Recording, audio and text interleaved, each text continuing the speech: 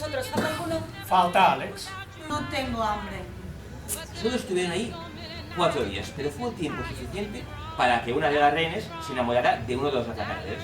Si hacemos las cosas bien, todo terminará bien. Cada uno se llevará su parte y adiós mis buenas.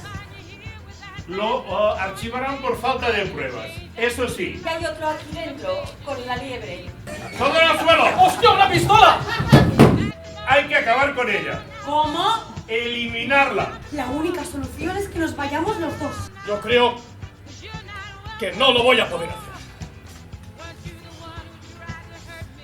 Igual me lo ha parecido. Qué fuerte. Por eso llego tarde.